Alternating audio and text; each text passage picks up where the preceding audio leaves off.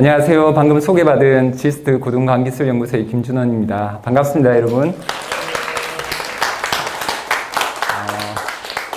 방금 전에 저희 연구 분야 이렇게 소개해 주셨는데 굉장히 어려운 말들이 많았죠. 그런 거 다 잊어버리셔도 되고요. 이제 오늘은 복잡하지 않은 좀 간단한 얘기들을 하려고 합니다. 보니까 굉장히 어린 분들이 많이 온 것 같은데 혹시 초등학생 손 한번 들어볼까요? 절반이 넘는 것 같습니다. 예, 그럼 나머지는 중학생 이상? 초등학생보다 더 어린 친구들도 있는 것 같은데 그러네요. 최대한 눈높이에 맞춰서 얘기 드릴 수 있도록 한번 노력해 보겠습니다. 제가 오늘 이렇게 제목을 신기한 빛 이야기 해서 괄호를 열고 산란과 평강이라는 얘기를 이제 적었습니다. 아마 여기 처음 과학스쿨 오신 분들 말고 여러 번 오신 분들은 매달 과학스쿨이 진행되는데 많은 연사분들이 아마도 이제 빛에 대한 얘기를 많이 했을 겁니다. 아무래도 여기가 이제 빛고울 광주다 보니까 빛에 대한 얘기를 많이 했을 것 같은데 이제 저는 그 중에서도 여러 가지 특성 중에 이 평광이라는 거에 대해서 얘기를 드리겠습니다. 제가 한 2년 전에 여기 과학스쿨을 한번 했는데 그때는 주로 빛의 색깔에 대한 얘기를 많이 했는데 오늘은 이제 평광에 대한 얘기를 하겠습니다. 아마 평광이라는 단어를 아는 분들도 있겠지만 초등학생 분들 잘 모르시는 분들도 많을 것 같은데 최대한 쉽게 한번 설명해 보겠습니다. 그러면 일단 구체적으로 평광 이야기를 하기 전에 제가 왜 평광에 관심을 가졌는지를 한번 설명을 드리기 위해서 저는 이제 아까 연구소 이름에도 알 수 있듯이 광기술연구소입니다. 그래서 광과 관련된 빛과 관련된 연구를 하는데 빛 자체를 연구한다기보다 빛을 이용한 이제 제 같은 경우는 이제 나노 입자를 연구를 하고 있습니다.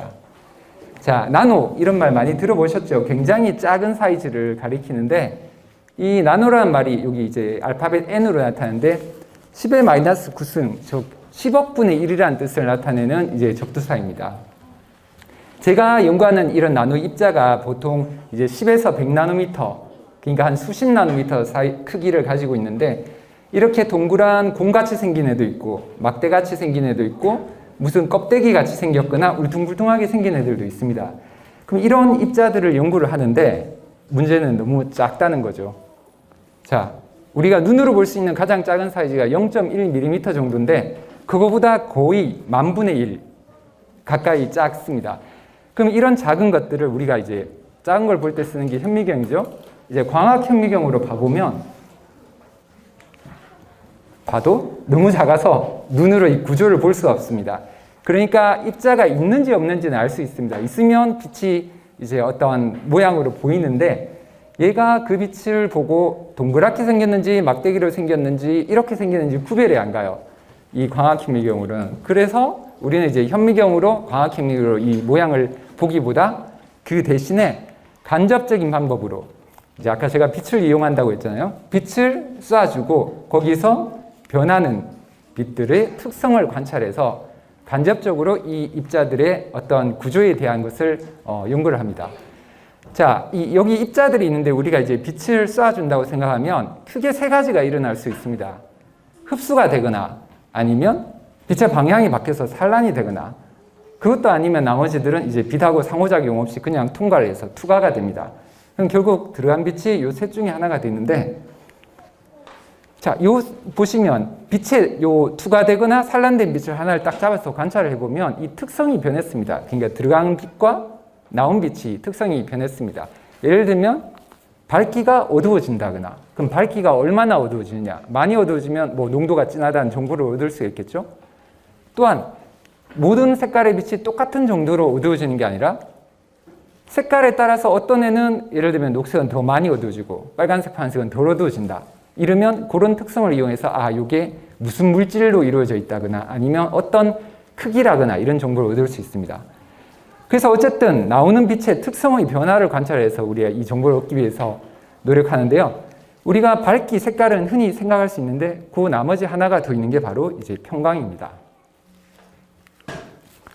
평광을 이해하려면 일단 빛이 이제 파동이라는 걸 이해를 해야 됩니다. 이게 조금 이제 초등학교 이상의 이제 레벨의 개념으로 들어가는데 아마 빛이 전자기파라는 얘기는 들어본 적 있을 겁니다. 파동이라는 게 이제 바다에 이제 물이 출렁출렁하는 파도 같은 이런 것들이 이제 파동이라고 하는데 아니면 이제 양쪽에서 줄을 잡고 있고 흔들어주면 줄이 막 이렇게 되죠. 이게 이제 파동이 진행하는 건데 빛은 이제 그런 어떤 줄이나 물이 아니라 이 전기장, 전기를 띠는 어떤 전기장과 자기를 띠는 자기장이 서로 교차해서 쫙 진행해서 나가는 겁니다. 그러면 여기 수직 방향으로 진행하기 때문에 빛이 우리 눈에 이렇게 진행한단 말은 전기장이 이렇게 간다거나 아니면 뭐 이렇게 간다거나 어쨌든 이 방향이 돼서 수직 방향 중에 하나로 전기장이 존재하는 겁니다. 그래서 이게 계속해서 전파돼서 나가는 거를 이제 전기와 자기로 이제 파라고 해서 전자기파라고 하는데 그러면 이게 이제 빛입니다. 물론 우리 눈에는 이런 모습이 보이지가 않죠. 그러면 이 빛을 어떤 정의하기 위해서 크게 세 가지 특징을 생각해 볼 수 있는데 먼저 얼마나 크게 진동을 하느냐. 이게 진폭이라고 하는데 이게 크면 그게 빛이 더 밝은 거고 작으면 덜 밝은 겁니다. 즉 밝기가 이 진폭과 관련이 있고 또 하나는 이 파장, 그러니까 한 바퀴 돌아서 제자리에 오고 또 한 바퀴 돌아가는 이 주기적인 길이를 우리가 파장이라고 하는데 이 파장이 변하면 색깔이 변합니다. 자, 전자기파는 우리 눈에 보이는 가시광선뿐만 아니라 뭐 적외선이나 자외선 안 보이는 파들도 있는데 우리 일단 눈에 보이는 색깔은 무지개색, 빨주노초, 파남보 거기에 대한 색깔이 이제 빨간색은 한 750 나노미터 아까 나노라는 접두사를 배웠죠. 750 나노미터가 한 바퀴 도는데 걸리는 길이고 보라색은 이제 한 400 나노미터 즉 이 파장이 달라지면 이 색깔이 바뀌는 겁니다. 그럼 아까 세 번째가 뭐라고 했죠? 평광이라고 했죠? 자, 빛이 이렇게 진행하면 아까 전기장이 이렇게 될 수도 있고 이렇게 될 수도 있고 이렇게 될 수 있다고 했는데 이때 일단 전기장의 방향이 정해지면 자기장 방향은 이 방향과 이 방향이 공동으로 교차이 되기 때문에 자동으로 정해집니다. 그래서 우리는 이 전기장의 방향을 평광이라고 부릅니다. 그러면 이게 이렇게 움직인다면 평광이 이렇게 된 거고 이렇게 돼 있으면 평광이 옆으로 돼 있겠죠. 따라서 이 세 가지 정보를 알면 이제 이게 어떤 빛인지를 이제 확실히 알 수 있고 이러한 특성 변화를 이제 연구를 하면 빛의 특성이 어떻게 입자하고 상호작용을 통해서 변했는지 알 수 있습니다. 근데 문제는 자, 우리 밝기 인식할 수 있죠, 눈으로? 색깔 알 수 있죠? 근데 평광 눈으로 보기 어렵습니다. 자, 여기 제가 사람의 눈은 평광을 인식하기 불가능하다는 안 적고 어려움이라고 적었습니다. 사실 일반적으로 평광 못 본다고 하는데 예외들이 좀 있습니다. 그 뭐 하이딩얼스 브러쉬라고 어떤 사람이 발견했는데 눈을 굉장히 잘 이렇게 쳐다보다 보면 약간 눈 속에 허상이 어떤 패턴이 보이는데 그걸 이용하면 맨눈으로도 평광의 방향을 대강 알 수 있다는 사례가 있습니다. 하지만 보통 사람들은 거의 인식하기 좀 어렵죠. 그래서 일반적으로는 평광을 인식하기 어렵습니다. 그럼 우리는 어떻게 이 평광을 이용할까요? 우리가 평광을 인식을 해야 평광이 바뀐지 알 수 있는데 바로 사람은 도구를 사용하는 동물이니까 도구를 써야겠죠. 자, 우리는 이 평광판이라는 인공적으로 만든 어떤 도구를 사용해서 평광의 방향을 알아낼 수가 있습니다.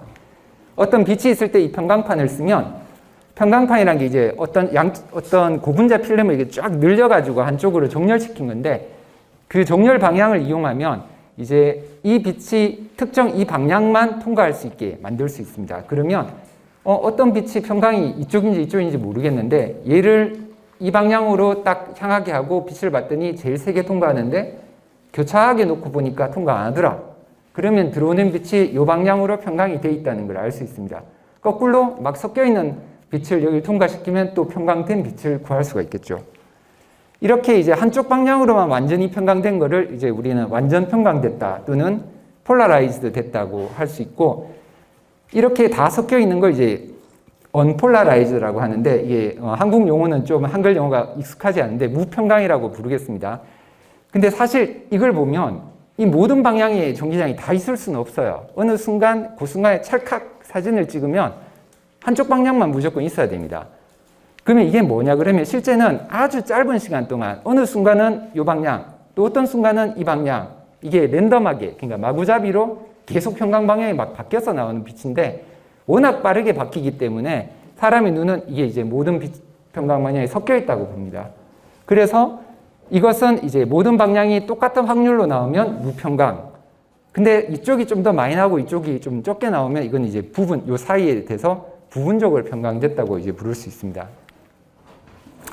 그러면 이제 여러분 아마 들어오시면서 2장 평광판을 받으셨을 겁니다.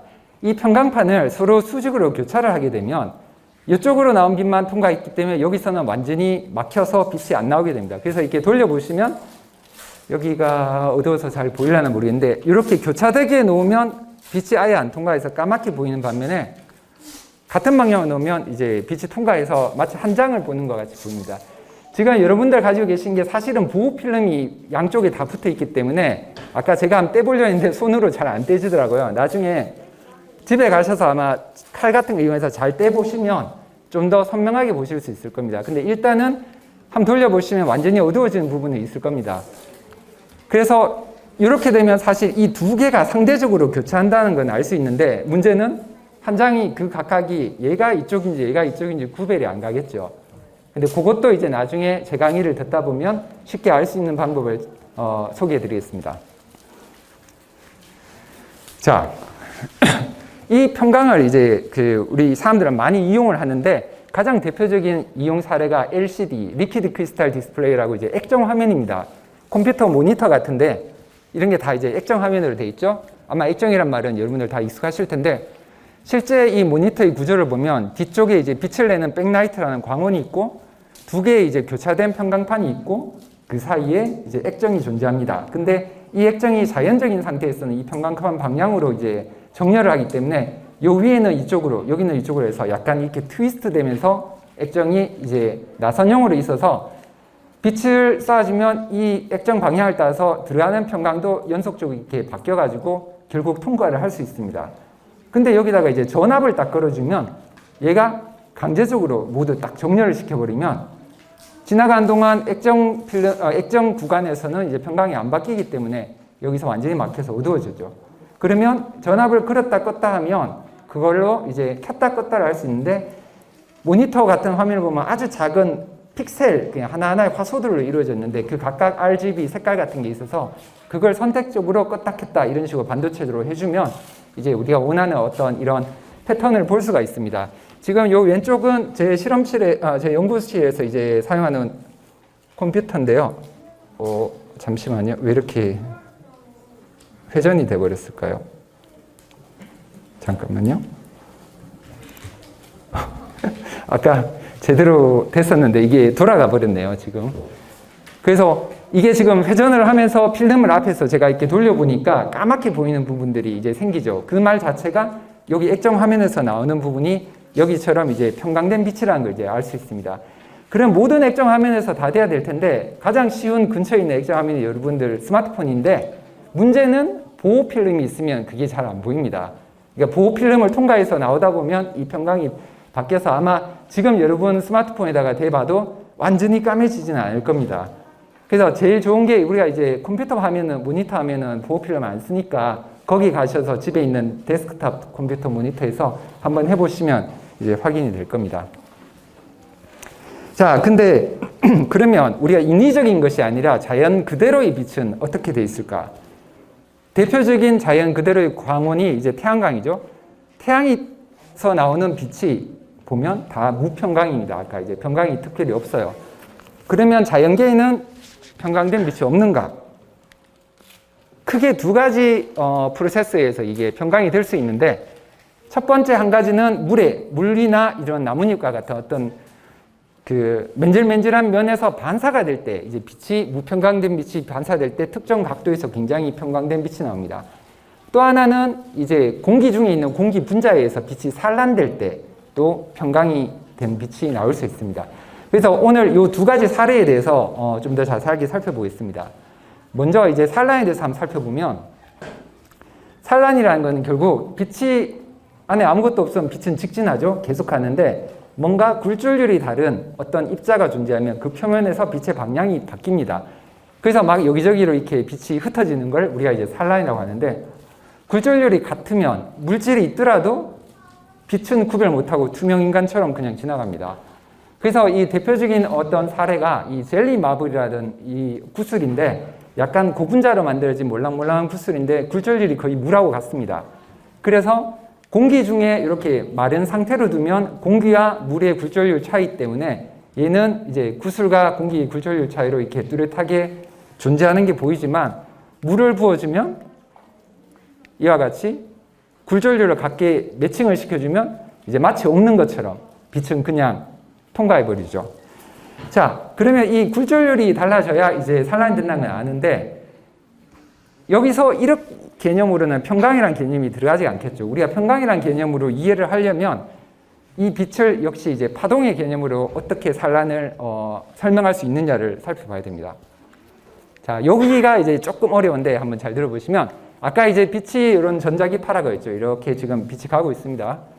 모든 물질은 대부분 원자나 분자로 이루어졌다는 걸 알 겁니다. 그러면 원자는 원자 핵과 그 주위를 도는 전자라는 걸로 구성되어 있는데 이 전자가 어느 정도 움직일 수 있기 때문에 전기장이 일종의 전기를 플러스 마이너스 방향을 자꾸 바꾸는 거라고 생각하시면 됩니다. 그러면 얘가 이렇게 움직이면 그 방향으로 이 전자들이 움직여서 이와 같이 올라갔다 내려갔다 이렇게 전자가 자꾸 이렇게 움직입니다. 그러면 이 전자가 또 움직이면 그 전자에서 다시 파동이 생성이 됩니다. 마치 우리가 물 안에 돌멩이를 탁 던지면 그게 이제 동심을 보이면서 쫙 퍼지듯이 얘가 흔들어지면 아까 이제 줄을 잡고 얘가 막 흔들어준다고 생각하시면 됩니다. 그러면 이렇게 흔들면 나가는 파도 이렇게 흔들리겠죠.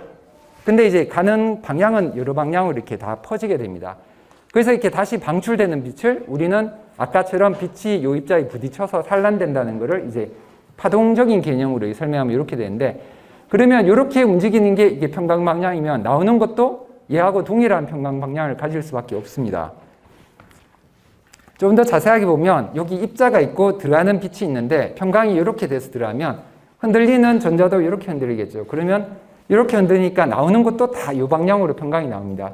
근데 문제는 아까 빛의 진행 방향은 평강 방향과 수직이라고 했잖아요. 그럼 이렇게 흔들면 이쪽 방향으로는 빛이 나올 수가 없습니다. 왜냐하면 이렇게 흔들리니까 수직이 아니고 같은 방향이라서. 그러면 그 외에 여기 수직인 모든 평면으로는 똑같은 세기 정도의 이제 평강이 된 빛이 나오죠. 그러면 만일 들어간 빛이 이 빛이 아니라 이제 이번에는 평행하게 이렇게 여기 비스듬하게 그렸지만 이제 평면하고 평행한 빛으로 들어간다고 치면 평행하게 지금 나오면 역시 이 방향으로는 빛이 안 나고 다른 방향으로는 같게 나오고 만일 요거와 두 개 사이 비스듬한 각도면 조금 더 작은 평강 성분, 세기의 빛이 나오게 됩니다. 자, 이걸 두 개를 합치면 들어가는 빛이 무평강된 빛이면 아까 보셨듯이 그 방향에서 관찰하면 모든 평강빛이 다 나오지만 이쪽에서 관찰하면 요 성분만 있고 이쪽에서 관찰하면 요 성분만 존재하게 됩니다. 즉 들어가는 빛과 우리가 관찰하는 눈으로 보는 방향에 이루는 요 평면의 수직인 방향으로 평강이 되어버렸습니다. 이제 산란을 통해서. 자, 그럼 이런 원리를 이제 염두에 두고 이제 하늘의 색깔을 한번 쳐다보겠습니다. 자, 우주에는 공기 분자도 없거든요. 우주에 만일 태양이 있다고 하면 우리가 이 태양을 정면으로 마주보고 있으면 굉장히 밝은데 조금만 시선을 돌려서 태양을 벗어나서 보면 깜깜합니다. 빛이 아예 없는데 근데 우리 지금 하늘에는 태양을 직접 안 봐도 여러분이 하늘 색을 볼 수가 있죠. 그러니까 굉장히 요즘 날씨도 굉장히 좋은데 그 하늘을 볼 수 있는 이유가 이 태양의 빛이 여기 지면까지 오는 동안 여기 있는 무수한 대기권의 이제 공기 분자들에 의해서 이제 산란이 됩니다. 그럼 여기 이제 눈에는 안 보이지만 작은 뭐 산소나 질소 같은 이런 기체 분자들이 많이 존재하기 때문에 빛이 거기에서 산란이 되는데 이 입자들은 이제 굉장히 작습니다. 한 0.1나노미터. 아까 1나노미터도 안 되는데 그러면 이 빛이 이제 보시면 그 해질녘이나 동틀녘에 보면 이제 지평면 근처에 해가 있으면 굉장히 이 먼 거리를 통과해서 우리 눈에 들어온 반면에 해가 이제 낮에 그 전공 무렵이나 이제 높이 떠 있을 때는 우리가 이 하늘을 보면 거기서는 빛이 들어왔다가 우리가 만약 이쪽을 쳐다본다고 하면 거기서는 이렇게 산란된 빛, 우리가 여기를 쳐다본다면 이렇게 각도로 산란된 빛을 보게 됩니다. 그럼 우선 평강에 대한 얘기를 하기 전에 색깔을 먼저 한번 살펴보면 우리가 한낮에 보면 색깔이 여기 이제 파란 하늘색, 반면에 이 노을진 해질녘에 보면 굉장히 붉은색을 볼 수가 있죠. 그 이유가 이렇게 작은 입자에 의해서 어떤 빛이 산란되는 것을 이제 영국의 레일라이라는 어떤 물리학자가 연구를 꼼꼼하게 해봤습니다. 그랬더니 거기 산란되는 세기가, 빛의 세기가 이 파장의 4승분의 1, 일종의 반비례하는 식으로 이제 바뀐다는 걸 발견했습니다. 즉, 파장이 긴 빨간색 빛은 산란이 적은데 파장이 짧은 파란색이나 보라색 빛은 더 많이 되더라. 이게 어느 정도 차이냐면 한 이쪽 끝에 보라색 근처와 빨간색의 비를 해보면 거의 7배 정도 산란 세기가 차이가 납니다. 그러면 자, 우리가 여기서 보는 빛은 어쨌든 산란이 돼야 나오는 빛이기 때문에 아무래도 산란이 많이 된 색깔을 관찰하게 되겠죠. 반면에 이 사람은 산란이 안 되고 남은 빛이 자기 눈에 들어온 거기 때문에 오히려 반대되는 붉은색 계열이 이제 많이 보이는 겁니다. 그래서 우리가 이제 하늘은 왜 파랗고 노을은 왜 붉은가 하는 대한 대답이 이제 이 공식에 의해서 설명이 될 수 있는데, 여기서 하나 더 추가되는 게 이제 그 노을을 해 방향으로 보면 평광도 이쪽을 보냐 이쪽을 보냐에 따라서 태양에 따라서 다르다는 걸 이제 여러분은 알 수 있을 겁니다. 요걸 하기 전에 여기서 한 가지 더 첨언을 드리면, 저도 이거 처음에 이런 식으로 변하기 때문에 하늘이 파랗다는 설명을 들었을 때 궁금했어요. 왜 무슨 궁금증이 생겼냐면 빨주노초 파 다음에 남보가 있잖아요. 보라색이 있는데 그러면 제일 짧은 게 보라색인데 왜 하늘이 보라색이 아니고 왜 파란색이냐.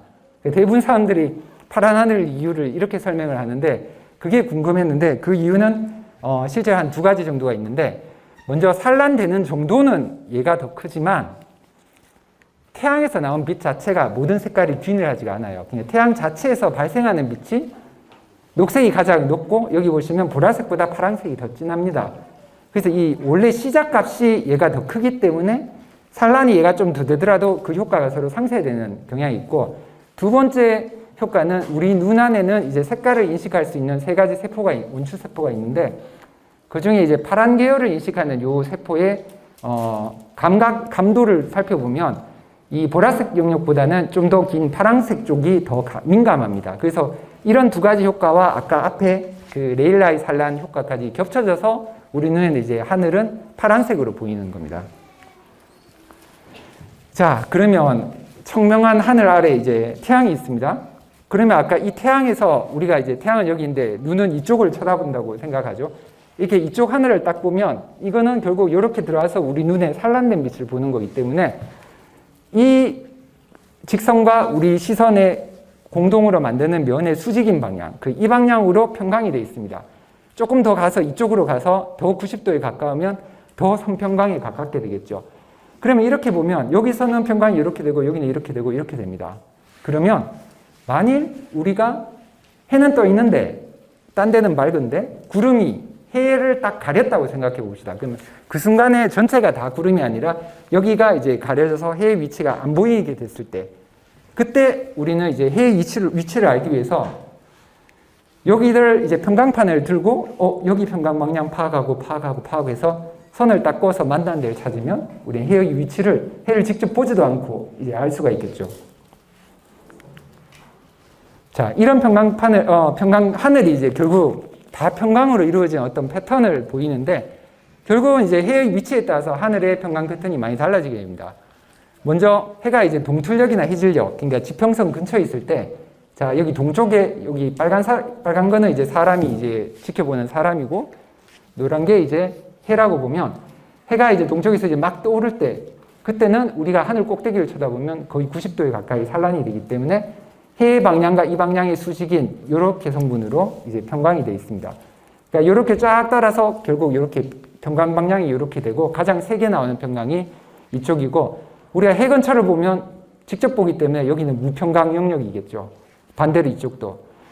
반면에 해가 좀 정오에 가깝게 이제 높이 떠오르면 이번에는 90도에 가까운 게 이 지평선 근처입니다. 그렇기 때문에 이 북쪽을 바라보면 북쪽 지평선 끝을 보면 여기는 요 면에 대해서 수직인 이렇게 평광이 되어 있죠. 그러면 동틀역에는 여기는 이렇게 평광이 되는데 정오무렵에는 이렇게 되겠죠. 그러니까 하루 중에 이 하늘의 평광 패턴이 이제 계속 바뀌게 됩니다. 이건 이제 제가 직접 여러분이 가지고 계시는 그 평광 필름을 나중에 보호 필름 벗긴 뒤에 잘라서 이렇게 만들어 보면 할 수 있는데, 이게 제가 찍은 사진인데 이때 태양이 이쪽에 있습니다. 하늘을 보면 자, 요거를 이제 각각 요 자른 게 이쪽 평광 방향이 이렇게 돼 있는데, 보시면 여기가 제일 밝고 여기가 제일 어둡습니다. 그 말은 빛이 이쪽으로 많이 평광이 돼 있기 때문에 이쪽 방향이 제일 밝게 나오고 여기는 제일 어둡다는 걸 알 수 있습니다. 그러면 이렇게 평광이 돼 있으면 수직 방향이 태양이니까 이쪽이겠죠. 그래서 이렇게 놓고 보면 가장 어두운 선을 따라가면 이제 태양의 방향을 알 수가 있습니다. 근데 이제 한 가지 문제점은 태양이 이쪽에 있는지 이쪽에 있는지는 알 수 없다는 겁니다. 여기서. 그러니까 여기가 요 면은 선 방향은 보여주지만 왼쪽 오른쪽 거는 이제 요거 하나만 가지고는 파악할 수 없고, 만일 다른 데서 이렇게 생긴 방향을 찾는다면 두 개가 교차한 점을 찾으면 이제 해의 위치를 좀 더 정확히 알 수 있겠죠. 그럼 이런 게, 그러면 그냥 해를 직접 보지 뭐하러 이런 식으로 하느냐. 그러니까 아까 하나의 사례로 말씀드렸던 구름이 낀 하늘에, 그러니까 태양을 구름이 가렸을 때 유용하게 찾을 수 있고, 물론 전체가 다 먹구름이 꾸여 있으면 여러분 평강이 잘 안 보입니다. 평강은 맑은 하늘일수록 잘 보이는데, 태양만 가리고 이제 딴 데는 이제 맑을 때 그 맑은 부분을 관찰하시면 잘 관찰되고, 실제 이제 관찰해 보시려면 이제 정오 무렵보다는 이 동틀녘이나 해질녘에 한번 해보십시오. 요즘 가을이라 날씨도 좋아서 아마 뭐 내일이나 한번 관찰해 보시면 될 겁니다. 그리고 또 한번 유용하게 쓸 수 있는 시간대가 트와일라이트. 트와일라이트. 라이트가 두 개가 있다 해서 햇빛과 달빛이 공존하는 시기가 트와일라이트라고 하는데, 해가 지평선 아래로 내려가서 우리 눈에 이제 해는 직접 안 보이는데, 그렇지만 여기서 해가 하늘의 공기 분자에 산란이 돼서 우리 눈에 들어오기 때문에 아직 깜깜하지는 않은 시기, 황혼이라고 부르는데, 그 시기에 태양은 우리 눈에 직접 안 보이기 때문에 태양 방향을 모를 때 이런 걸 이용하면 이제 방향을 찾기 좀 더 쉽겠죠. 자, 사람은 이렇게 평광필름을 가지고 이제 방향을 찾았는데, 우리는 평광을 인식하기 어렵지만 동물들은 안 그렇습니다.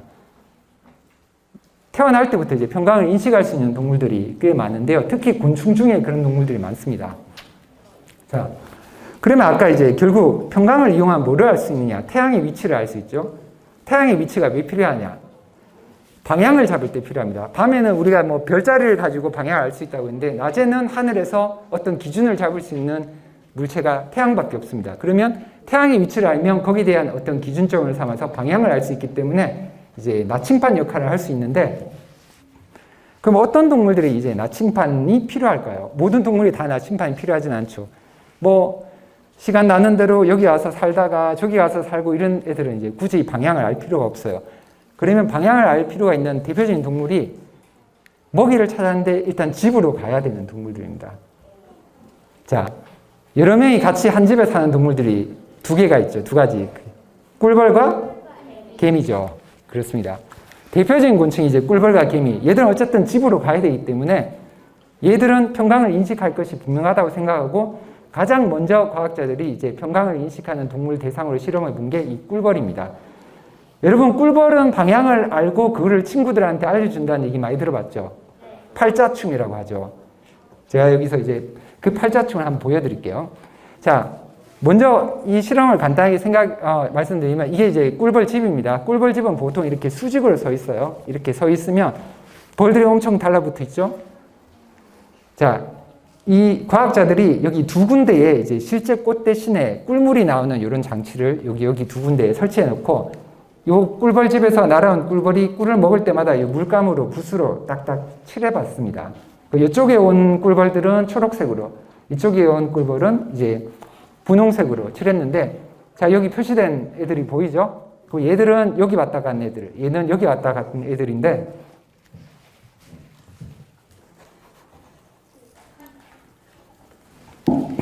자, 이게 팔자춤입니다. 사실 저도 처음 팔자춤 할 때는 이렇게 가는 줄 알았는데, 이게 실제 팔자처럼 움직이긴 한데, 제일 중요한 거는 영어로 와글 댄스, 엉덩이를 흔드는 겁니다. 이 엉덩이를 흔드는 춤을 이제 와글 댄스라고 하는데, 결국 이게 가장 중요한 방향을 나타내요. 그러니까 이 엉덩이를 흔들고 어느 방향으로 가느냐, 이게 살펴봤더니 초록색 애들은 이 방향, 빨간색 애들은 다 이쪽이었습니다. 그 보니까 이 각도가 이 사이 각도하고 같더라 하는 걸 발견했습니다. 그러니까 꿀벌은 자기 혼자 갔다가 와서 오는 친구들은 얘가 방향을 알았는지 아닌지 알 수가 없겠죠. 그래서 꿀벌은 근데 친구들한테 그 방향을 말해주기 때문에 우리가 연구를 하기가 오히려 쉽습니다. 자, 얼마나 꿀벌이 굉장히 정교하게 이제 서로에게 얘기를 하는 걸 보면, 얘는 꽃의 위치를 알기 위해서 방향뿐만 아니라 다른 정보들도 줍니다. 일단 방향은, 자, 태양을 기준으로 항상 방향을 잡으면 이 태양 방향을 얘들은 이 수직 방향, 꿀벌통의 수직 방향으로 잡고, 거기에 예를 들면 65도 방향이면 여기에서 65도 방향으로 춤을 춥니다. 그리고 거리도 중요하겠죠. 얼마나 가야 되는지. 대략 1km 떨어져 있으면 한 1초 정도 춤을 춘답니다. 그리고 나서 또 싹 돌아오고 또 추고 돌아오고. 거기다가 근데 이제 거리가 그러면 아주 짧아지면 예를 들면 한 뭐 100m, 0.1km 이렇게 되면 0.1초만 흔들면 이거 알아먹기가 어렵죠. 그렇게 짧을 때는 이제 흔들어주지 않고 그냥 이런 패턴을 하는데 이런 패턴을 하면 이제 방향이 정확하게 알려지지 않더라도 가까이 있기 때문에 대략 이렇게 서치하다 보면 이제 꽃을 찾을 확률이 높겠죠. 그리고 꽃이 많이 있으면 많이 흔들어 준답니다. 크게. 그래서 이런 걸로 이제 꿀벌이 이제 대화를 하기 때문에 그걸 힌트를 잡아서 우리가 관찰하면 이 꿀벌들이 제대로 방향을 인식하느냐 아니냐를 알 수 있습니다. 그래서 과학자들이 연구를 했는데 그러면 방향을 어떻게 인식할까?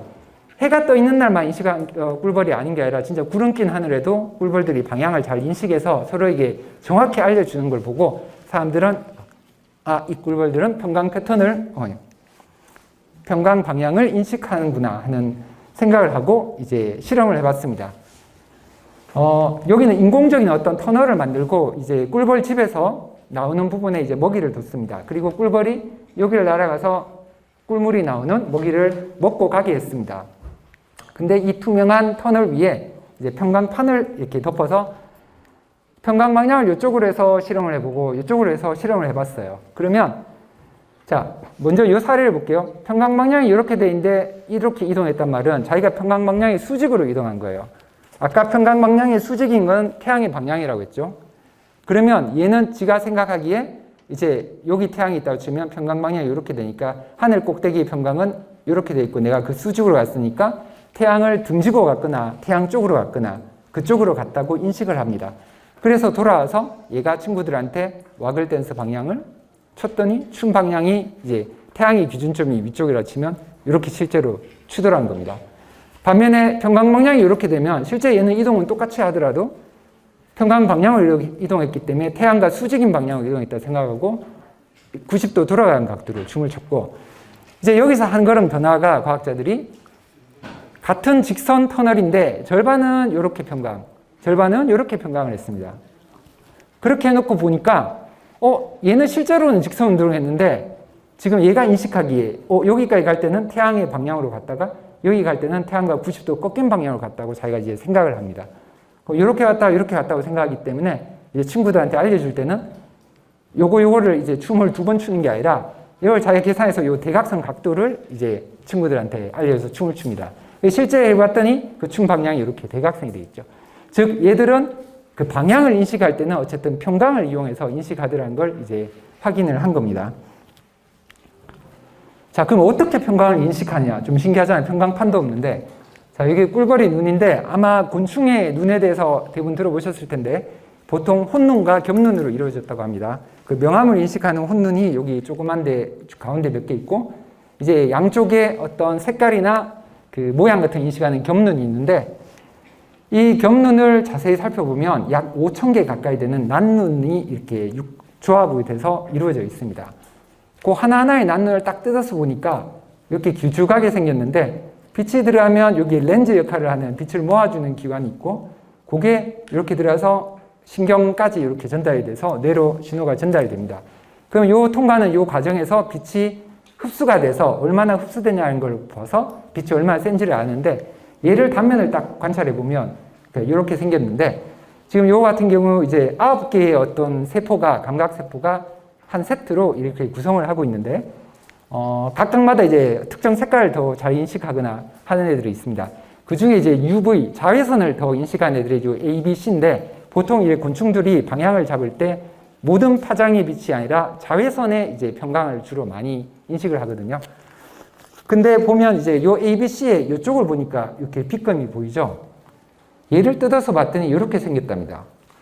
무슨 그 수염같이 선모라는 그런 수염 같은 것들이 이렇게 쫙 나 있는데 실제 빛을 흡수하는 세포들이 이제 막대 모양으로 생겼는데 요 방향으로 이렇게 정렬이 되어 있더랍니다. 그래서 이렇게 정렬이 되어 있을 때는 빛이 평강이 요 방향이 된 빛이 들어오면 많이 흡수하고 이렇게 된 평강이 빛이 들어오면 적게 흡수해서 얘는 평강의 세기에 따라서 일종의 평강판이 달려있는 것 같다고 생각하면 됩니다.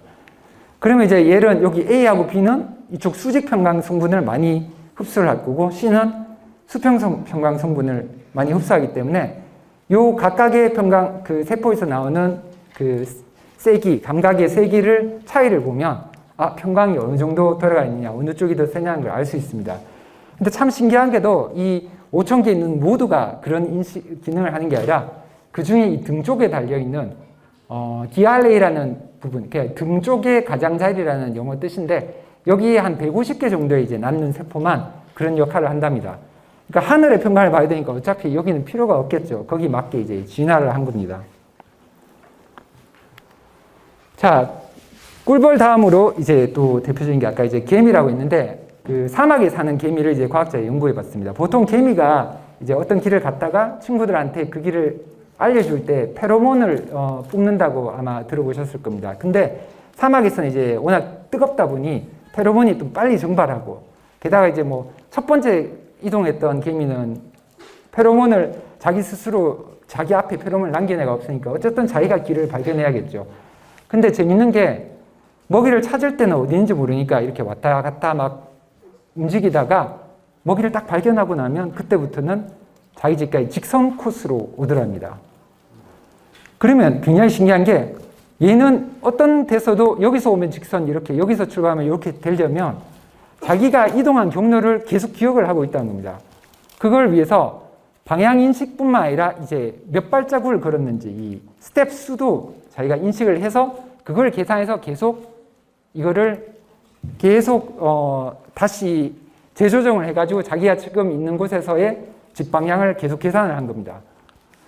그래서 보면 그러면 좋아. 이 발자국 숫자는 자기 스스로 어떤 생체 시계 같은 걸로 이제 인식을 한다고 치고 방향을 어떻게 인식하는가. 그걸 위해서 역시 평강 실험을 해봤는데 자, 이 실험은 해가 요쯤에 있을 때, 그러니까 이제 막 해 뜰 때쯤에 이제 하늘의 평강 패턴이 이렇게 생겼을 때 이제 실험을 한 건데 여기도 역시 터널에다가 이제 먹이를 주고 얘가 먹이를 먹고 돌아갈 때 이 판을 터널을 딱 빼버렸을 때 어디로 이동하는지를 관찰한 겁니다. 자, 평강이 지금 이렇게 돼 있기 때문에 평강 방향이 수직 방향으로 자기가 이동했다고 생각했겠죠. 그러면 평강 방향이 이렇게 돼 있기 때문에 자기는 동서 방향으로 이동했다고 생각할 겁니다. 그래서 요거나 그 먹이를 먹고 딱 요 터널을 빼냈더니 실제 여기서 딱 놔줬더니 얘가 이쪽으로 동서 방향으로 이동을 하더랍니다. 그러니까 이 평강 패턴을 가지고 실제 터널이 뭐 북쪽을 향했는지 남서쪽을 향했는지 모르겠지만 이제 딱 빼놓고 보니까 이쪽에 동서로 이동하더라. 거기다가 한술 더 떠서 실험한 게 이번에 이 터널을 한 꺾어봤습니다. 얘가 진짜 얘는 자기가 눈 감고 움직인 그 경로는 이해하지 못하는가 테스트 해보기 위해서 꺾어봤는데 만일 자연 그대로의 평강이라면 여기서 이렇게 돼 있으면 여기도 이렇게 돼 있겠죠. 그러면 얘는 꺾어서 갔기 때문에 이 방향으로 이동을 해야 되는데 지금 평강을 이렇게 했다는 말은 얘하고 똑같이 이동을 했다고 얘가 인식을 한 겁니다. 그러니까 자기는 이렇게 갔지만 나는 이렇게 이동했네. 그래서 나와봤더니 얘하고 똑같은 식으로 움직이더라는 걸 확인했습니다. 즉, 이 개미는 평강 방향을 인식할 때는 하늘의 평강 패턴으로 인식하고 거리는 이제 자기 자체의 생체 시계를 이용해서 이 방향과 위치를 이제 특정하더라는 걸 알아냈습니다.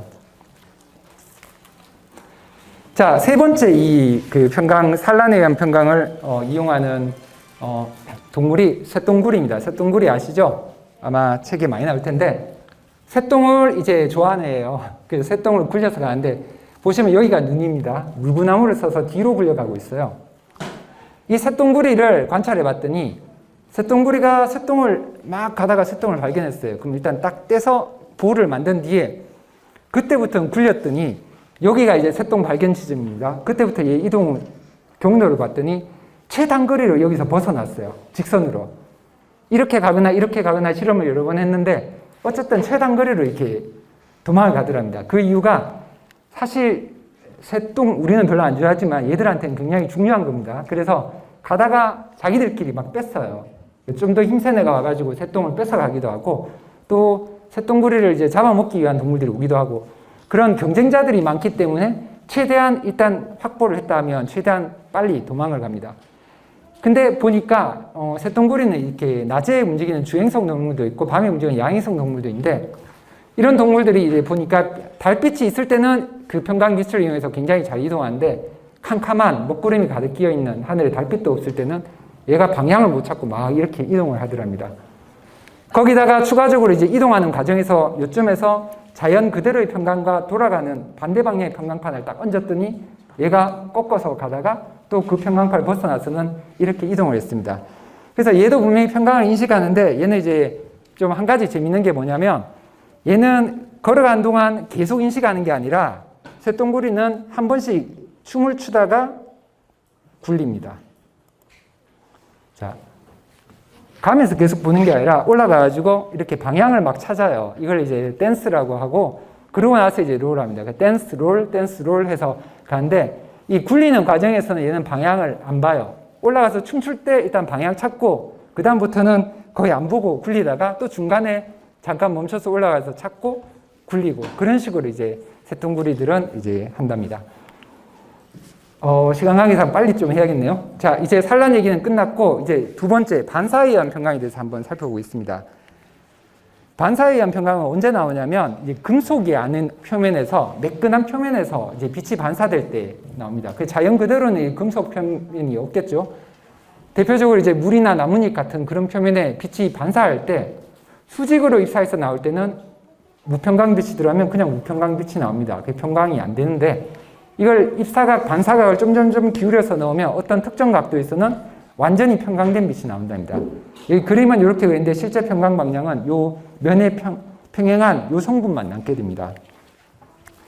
그래서 그 수평인 성분과 수직인 성분이 반사율을 보니까 일단 각도를 기울여서 비스듬하게 그 들어갈수록 빛이 더 강하게 반사가 되는데 그래서 반사율이 크게 증가하는데 평행한 애는 연속적으로 각도에 따라서 올라가는데 수직인 애는 어떤 특정 각도에서 아예 반사가 안 되는 포인트가 존재합니다. 그래서 그 두 개의 평강 비율을 요 주황색 곡선으로 나타내면 특정 각도에서 아주 1이랑은 완전 선평강이 됐다는 얘기고 여기서 무평강이라는 건데 평강이 크게 되는 각도가 존재하더라는 겁니다. 이 각도는 이제 굴절률의 차이에 의해서 결정이 되는데 공기하고 물의 수면에서 반사할 때는 이 각도가 53도 정도 될 때 가장 평강이 잘 되고 유리하고 경계면에서는 이 정도, 왁스하고 경계에서는 이 정도. 그러니까 여러분 어떤 왁스 잘 닦인 복도 같은 데서 이렇게 창가로 나오는 빛이 반사될 때 그것도 역시 이제 어떤 브루스터 과학계에서 관찰을 하게 되면 완전 평강된 빛을 구할 수가 있습니다. 그러면 이런 걸 이제 사람들이 이미 이용을 했는데 선글라스, 평강 선글라스라고 아마 들어보셨을 것 같은데 선글라스가 단순히 이제 빛의 양을 줄이려고 다 감소시키는 좀 껌껌한 선글라스가 있는 반면에 특정 평강 성분만 제거하는 평강 선글라스라는 게 있습니다. 그 경우에 이 선글라스는 일종의 평강판을 두 개를 여기 붙여놓는 거나 마찬가지인데 둘 다 이제 수직 방향 평강에 판을 붙여놓은 거라서 여기 반사되는 빛이 대부분 이제 수평 평강이니까 얘를 통과를 못하게 되죠. 그래서 우리가 해가 맑은 날에 이제 햇빛이 강한 날에 이게 수면을 보면 반사된 빛 때문에 안에가 안 보이는데 이 선글라스를 이용해서 반사광을 다 제거해버리면 안에가 좀 더 선명하게 보이고 뭐 비에 젖은 도로나 심지어 이제 자동차 유리에서 반사된 빛도 이렇게 제거하고 나면 안에를 훨씬 더 쉽게 인식을 할 수가 있죠. 이런 것들을 이제 사람들이 이용을 했는데 이제 동물들도 이제 이걸 이용한 동물이 있습니다. 대표적인 게 이제 결국은 자연계에서는 물에서 그 현상이 일어나기 때문에 물을 찾고자 하는 동물들이 이걸 이용하는데 자, 잠자리, 하루살이 이런 곤충들이 대부분 다 물에 산란을 해서 알을 놓습니다. 그렇기 때문에 산란을 위해서 수면을 찾아야 됩니다. 그럼 어떻게 찾느냐? 자, 칼라 사진으로 이 연못을 찍어보면 이와 같은데 이거를 만일 우리가 어떤 평강 방향을 인식할 수 있는 카메라를 가지고 찍는다고 치면 이렇게 나타납니다. 즉 평강 비율이 여기서 가장 많이 되어 있는 것을 까맣게 표시를 했는데 보면 물 있는 부분이 선택적으로 평강이 굉장히 많이 되어 있다는 걸 볼 수 있습니다. 아까 이제 나뭇잎 표면에서도 평강이 이제 반사해서 될 수 있다고 했는데 그 경우는 매끈한 나뭇잎일 경우에 그렇고 만일 나뭇잎 표면이 울퉁불퉁하거나 하면 이렇게 난반사가 일어나서 평강이 잘 안 일어나고 수면에서 많이 일어나기 때문에 이런 포인트를 이용해서 동물들이 이제 평강을 이용하면 수면을 훨씬 더 쉽게 찾는다고 알려졌습니다. 자, 이 잠자리 눈을 이렇게 반 딱 잘라서 단면을 본 건데 자, 이런 수면에서 반사된 평강은 이제 하늘 위에서 안 나오고 밑에서 나오겠죠. 물은 다 아래에 있으니까. 그래서 이런 부분을 인식하는 부분은 다 아래쪽 눈에만 그 평강을 인식하는 게 특화되어 있습니다. 그런 현상 때문에 이제 자연에선 하지 않지만 우리가 인공적으로 이런 자동차 표면, 자동차는 이제 금속으로 이루어진 철판으로 됐지만 왁스 코팅 같은 게 돼 있으면 일단 표면은 금속이 아닌 걸로 매끈한 표면이 있기 때문에 거기서 빛이 반사될 때도 이 수면에서 된 것처럼 평강된 빛이 형성이 돼서 이 하루사이나 이런 애들이 착각을 하고 여기다가 이제 수면이다 하고 달려붙어서 많이 달라붙은 경우들도 많이 있습니다. 자, 또 하나의 그 수면에 의한 평강을 이제 이용하는 애가 이 소금쟁이인데, 소금쟁이는 이제 산란을 위해서 찾는 게 아니라 얘는 계속 물 위에 살다 보니까 먹이를 찾거나 하기 위해서 물 위에 떨어진 어떤 먹이를 먹기 때문에 그거를 이제 찾으려면 반사된 빛이 되게 방해가 됩니다. 그 방해된 빛을 제거하면 좋기 때문에 마치 우리 사람이 평강 선글라스를 쓴 것처럼 얘들은 눈의 아래쪽이, 위쪽은 두 가지 평강을 다 인식할 수 있는 반면에 아래쪽은 한쪽 평강만 인식하고 수평 평강 인식 성분이 아예 없습니다. 그래서 마치 자체적으로 평강 선글라스를 낀 것처럼 이제 좀 더 잘 볼 수 있겠죠. 마치 사람으로 치면 반사를 딱 제거한 것처럼. 그래서 동물들이, 곤충들이 굉장히 다양하게 이 평강을 이용하게 어떤 진화가 되어 있다고 볼 수 있습니다. 자, 마지막 동물 사례로 이제 나비를 보겠습니다. 나비는 그 아까 수면하고 관계없이 알을 어디에 놓냐면 잎의 뒷면에다가 이렇게 놓습니다. 그 잎 뒷면에 놓아서 거기서 이제 애벌레가 커서 이런 거를 이제 깔아먹고 이제 자라는데, 그러다 보니 신선한 잎을 판단하기 위해서 잎의 색깔을 잘 봅니다. 근데 그 외에도 이게 수평으로 된 그 이파리의 뒤에 알을 놓으면 걔들은 이제 포식자, 알을 먹는 동물이나 이런 거에 눈에도 잘 안 띄고 잘 숨겨질 수 있는데, 세로로 이렇게 잎이 이렇게 돼 있는 데를 보면 여기다가 놓으면 이제 다 들킬 거 아닙니까? 그래서 이거를 구별하기 위해서 평강을 쓰는데, 잎이 이 방향으로 있으면 나오는 빛도 이렇게 돼 있는데 잎이 세워져 있으면 평강이 수직 평강 성분이 많겠죠. 그래서 과연 나비가 진짜 이걸 구별하는지를 보기 위해서 실험을 했는데, 우선 같은 색깔의 경우에 평강판을 두 개를 놔서 서로 다른 평강 성분을 낳게 하게 해놓고 어디에 나비들이 더 많이 가는지를 이제 확인을 해봤더니, 나비가 수평 성분의 빛이 나온 쪽이 훨씬 많이 날아가서 알을 놓으려고 하더랍니다. 그러니까 얘는 분명히 이제 수직에 비해서 수평 성분을 더 좋아하고, 심지어 얘 색깔이 다른 경우를 해봤더니 이 색깔 잎을 더 좋아하는데, 그게 같은 평강일 때는, 수평일 때는 얘를 더 선택을 하는데 얘 평강을 돌려버렸더니 이 색깔을 더 좋아했음에도 불구하고 평강 방향 때문에 오히려 이쪽에 더 많더라는 걸 발견했습니다. 즉, 나비는 이 산란 장소를 찾을 때 색깔뿐만 아니라 이제 평강에 대한 정보까지 종합을 해서 최적의 장소를 이제 찾고 있다는 걸 알 수 있습니다.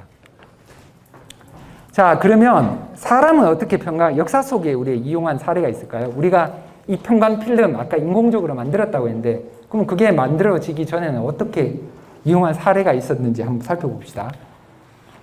자연에서 발견한 평강판이 있습니다.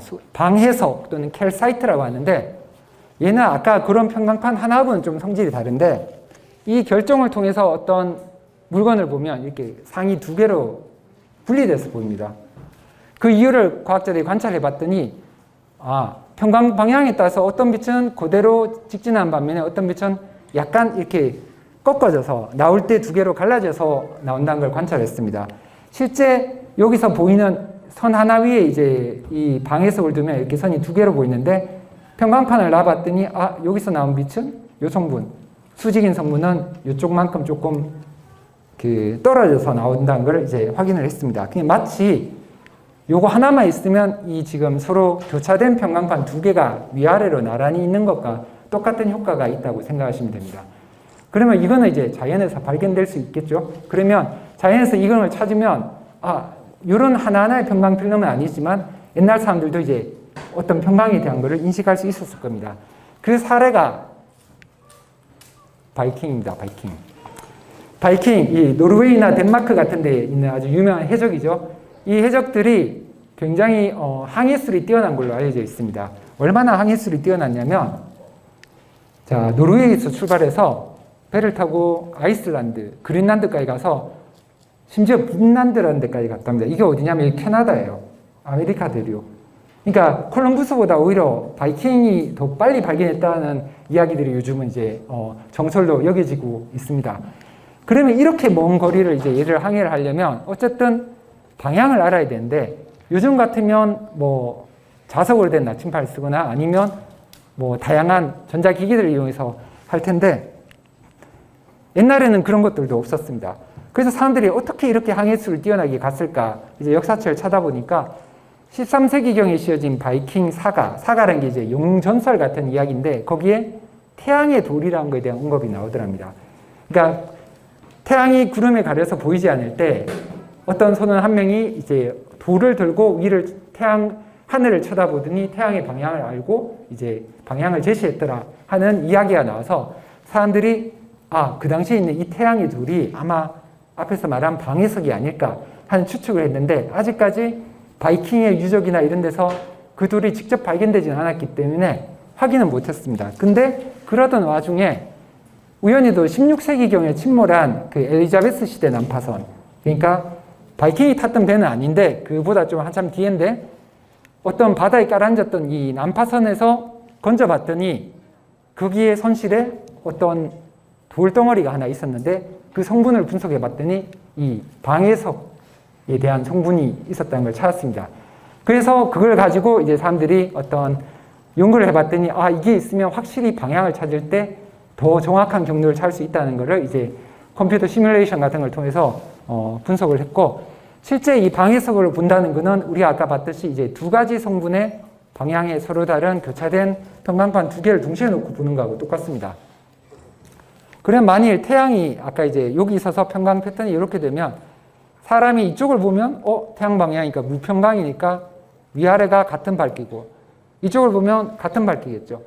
그러니까 전체적으로 어두워지거나 밝아진 거는 뭐 그 당시 얼마나 빛이 많냐 적냐에 따라서 달라지지만 평광 정도는 이거의 상대적인 밝기에 의해서 결정이 됩니다. 그러면 얘가 만일 이 동쪽을 향한 상태에서 이렇게 딱 봤다고 치면 평광 방향이 수평 방향, 이 방향이 있겠죠. 그렇게 되면 여기가 더 밝고 여기가 어둡게 나오고 반대로 동쪽이 아니라 북쪽을 보고 이렇게 하늘을 봤다고 치면 이제 평광 방향이 위아래로 있기 때문에 여기가 더 밝게 나오겠죠. 그래서 이걸 이용하면 이제 태양의 방향을 마치 우리가 이 두 개의 평광판을 가지고 있는 거 똑같은 원리로 볼 수 있을 거라는 걸 이제 사람들이 이제 생각했습니다. 물론 아직 바이킹의 유적에서 직접적인 증거는 안 나왔기 때문에 알 수 없는데 이런 것들을 이제 충분히 이게 태양 나침판으로 사용될 수 있었다는 걸 이제 사람들이 밝혀냈죠. 역시나 아까 보여드렸듯이 이제 황혼역이나 이럴 때 이런 거가 패턴을 찾는데 아주 유용하게 사용되었을 겁니다.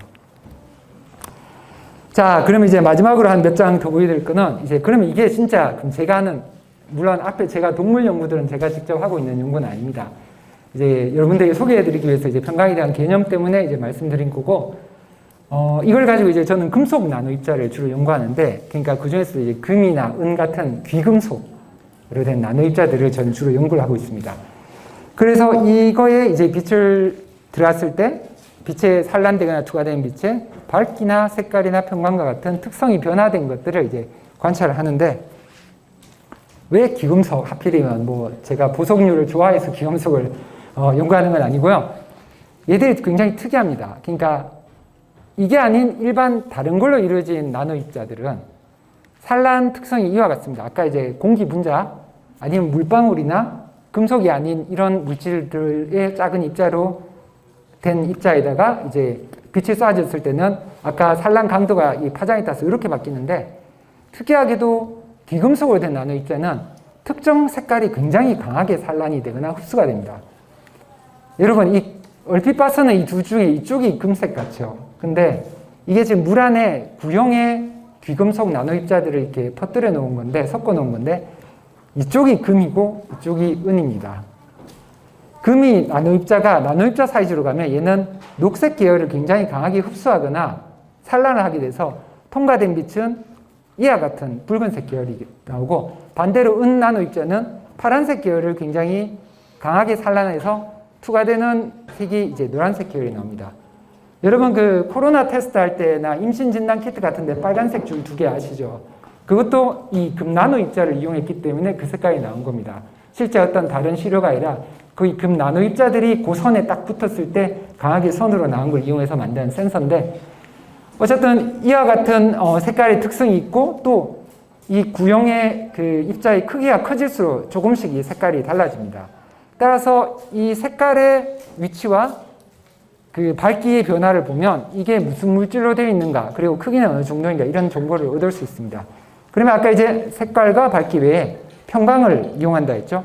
평광을 어디에 이용하냐면, 구형은 대칭적이기 때문에 평광을 이용할 거리가 별로 없는데, 비대칭적인 나노 입자도 있습니다. 아까 제가 앞에서 보여드렸듯이 나노 막대 같은 경우에 이런 것들은 이 막대 방향의 평광 방향하고 일치할 경우 굉장히 강하게 흡수되거나 산란이 됩니다.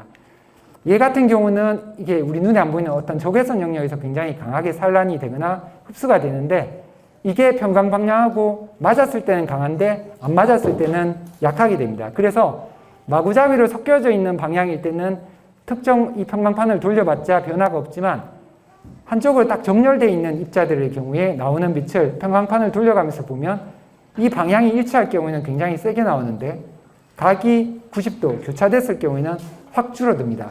그러면 이걸 이용하면 가장 세게 나오는 방향의 평광 방향을 알면 얘들 눈에 안 보여도 입자의 방향이 어딘지를 알 수가 있겠죠. 자, 마지막 슬라이드입니다. 이제 졸리신 분들 좀 깨주시고. 자, 요게 이제 나노 입자입니다. 아까 제가 눈에 안 보인다고 했는데 어떻게 봤냐고 물으신다면, 이건 이제 전자현미경으로 관찰한 겁니다. 이제 광학현미경이 아니고 전자현미경을 보면 굉장히 작은 사이즈도 볼 수 있는데, 이런 건 이제 진공에서 뭐 샘플을 만들어야 된다거나 여러 가지 제한 요건 때문에 실험하기 좋지 않기 때문에 이제 광학현미경을 많이 이용하는데, 빛으로 보면 이런 나노막대나 구나 똑같이 동그랗게 보입니다. 이게 광학현미경으로 보면. 자, 어느 게 막대 형태인지 구별이 잘 안 갑니다. 단지 이제 구형은 아까 초록색이 강하게 산란된다고 그랬죠? 이쪽은 더 긴 파장, 붉은색 계열이 더 강하게 산란이 됩니다. 그래서 색깔을 봤더니 얘는 구형이고 얘는 막대형이란 건 알 수 있습니다. 근데 얘가 이렇게 돼 있는지 이렇게 돼 있는지 어느 방향인지 알 수가 없죠. 이때 평광을 이용하면 됩니다. 요게 뭐냐면, 요 이미지를 얻기 위해 방해석을 뒀습니다. 여기 보면 현미경으로 빛을 얻기 전에 요 막대형 요 크리스탈이 이제 방해석을 둬서 나오는 요 빛 광원 하나를 이렇게 양옆으로 쫙 갈랐습니다. 그냥 하나는 이쪽 평광, 하나는 이쪽 평광 성분을 이렇게 나눴더니, 어떤 경우는 이쪽이 더 세게 나오고, 어떤 경우는 이쪽이 더 세게 나오고, 어떤 경우는 비슷하게 나왔습니다. 그래서 그거를 이제 하나를 딱 집어서 시간에 따라서 쫙 봤더니, 처음에는 얘가 이쪽 성분이 세게 나왔다가 시간이 지나서 얘는 또 감소하다가 얘는 증가하더라. 합을 더해봤더니 얘는 일정했어요. 그러니까 뭐 새로운 입자가 들어오고 아니면 분리되거나 하는 건 아니고, 한계가 존재하는 건 맞는데, 이게 상대적으로 바뀐다는 거는 얘의 방향이 바뀌었다는 겁니다. 예를 들면 얘가 세게 나올 때는 얘가 수평 방향으로 놓여 있는데, 반대일 경우에는 수직 방향에 놓여 있고, 얘가 이 비율이 바뀌면 이 각도가 달라지기 때문에 우리가 시간에 따라서 이거를 이제 관찰하게 되면 시간에 따라서 얘들이 어떻게 움직이느냐 하는, 실제 눈으로는 보이진 않지만 그런 정보를 이제 간접적으로 알 수가 있습니다. 그래서 이렇게 아까 밝기와 색깔과 평광의 정보를 이용하면 이제 눈에 보이지 않는 어떤 나노 입자들의 특성에 대한 것들도, 이제 구조와 특성에 대한 것들도 관찰할 수가 있습니다. 네, 오늘 강의는 여기까지 하겠습니다. 감사합니다.